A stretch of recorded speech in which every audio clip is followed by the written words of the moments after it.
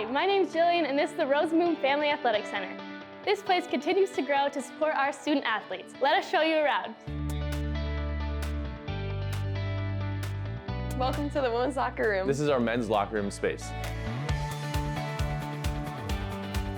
Everyone gets their own locker. They have the above compartments where you can put whatever you need, and the below compartment you can also put shoes, anything you need for practice.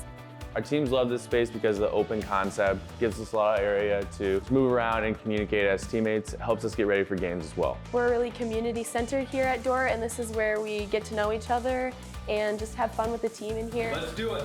Dordt guys, 1, 2, 1, 2. Yeah. We have other accessory items in here like the TV for watching film and hosting graphics for recruits. We've also got a fridge and charging ports at each locker.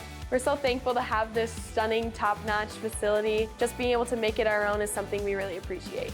This is our Defender Athletic Training Room. This is where all the athletes come to get rehab and just heal from their injuries.